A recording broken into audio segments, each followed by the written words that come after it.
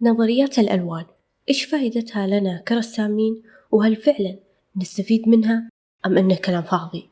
بقول لكم سالفتها بأبسط صورة. الله، أبسط صورة؟ نقول إن شاء الله.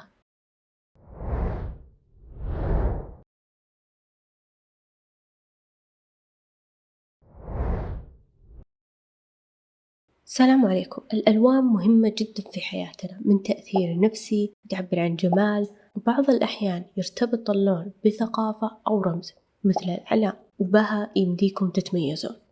شفت واحدة تمر راسها مربع وعليها نبتة خضراء؟ هليكوبتر هليكوبتر باراكوفر باراكوفر.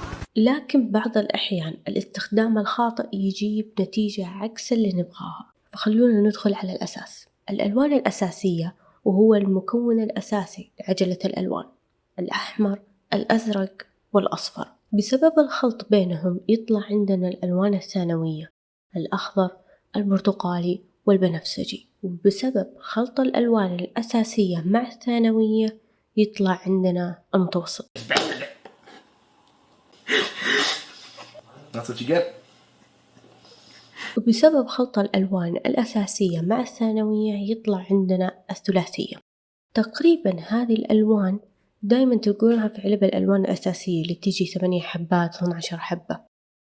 طيب كيف طلعوا العلب 72 لون أو 120 لون؟ اصبروا الحين بشرح لكم. لكن لازم نعرف 3 مصطلحات مرة مهمة في الألوان. نبدأ بأولها: كنة اللون أو اسم اللون. الهيو هو أصل اللون أو اسم اللون نفسه، يعني أول ما نسمع اللون يجي في بالنا اللون. أوكي، مثال عشان يوضح هذا الكلام: مثلا لو أقول أحمر يجي في بالكم اللون الأحمر، لما أقول أصفر يجي في بالكم اللون الأصفر. اللون هذا يكون صافي بدون أي تدخل من الألوان الثانية، من اسمه أصل اللون. المصطلح الثاني قيمة اللون، الفاليو، معناه إذا دمجنا اللون مع الأبيض أو الأسود ويطلع لي ألوان فاتحة وألوان غامقة، إحنا هنا غيرنا من قيمة اللون. الألوان المائية إذا أضفنا الموية إحنا هنا غيرنا من قيمة اللون. المصطلح الثالث التشبع اللوني، الساتوريشن، معناته مدى تشبع اللون، هل اللون عندي صريح أو فيه تدخل من اللون الرمادي. أعطيكم مثال: اللون الأخضر عندي هنا متشبع باللون، لكن إذا بدأت أدخل عليها الرمادي هنا يقل التشبع اللوني. معلومة على جنب للأشخاص اللي يبغون يبحثون زيادة بعد الفيديو: المصطلحات باللغة العربية متغيرة بكذا مصدر، سواء من مقالات أو حتى كتب اللي أنا أدرسها، لكن ثابتة بالإنجليزي، بس عشان ما تنفجعون لما تبحثون. التنوع اللوني هذا اللي أنا شرحته قبل شوي سهل إخراجه لو كنتم تصممون أو ترسمون رقمي. خذ منديل امسح دموعكم. أنا عارفة إحنا لازم نخلط ونخبز اللون عشان نطلع، أو إذا عندكم فلوس يمديكم تشترونها، وهذا سبب الألوان الكثيرة مثل علبة 120 لون. طيب أنا أبغى أختار لون وأرسم، كيف أختار المناسب؟ عندك قسمين.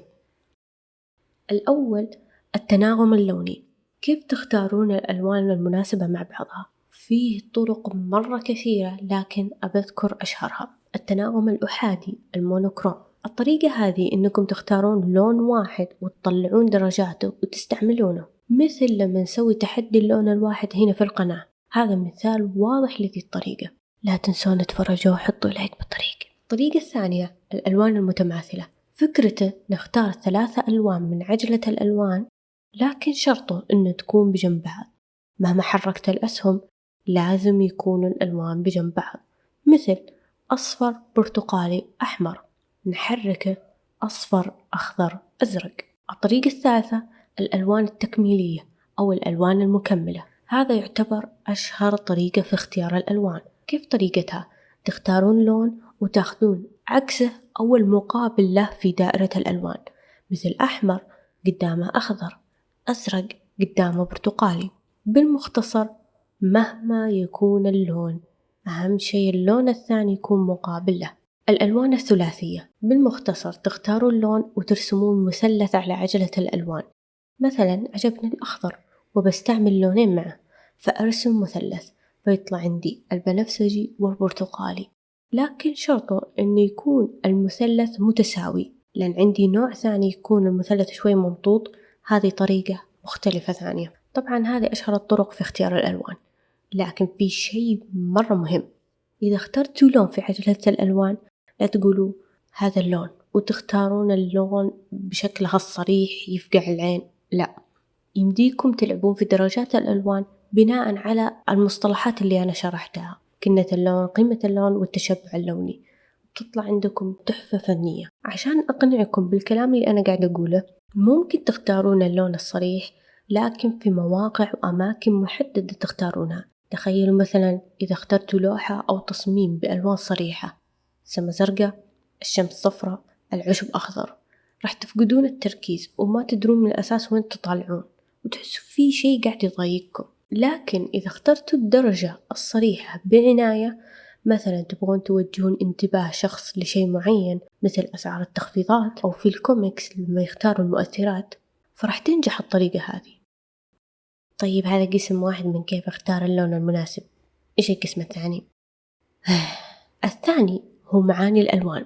في تساهل في موضوع معاني الألوان ويكتفون بس أحس الألوان مناسبة. هذا خطأ، مع أني بعض الأحيان أسويها بس برضو خطأ. فخلونا ناخذ نبذة عن معاني الألوان.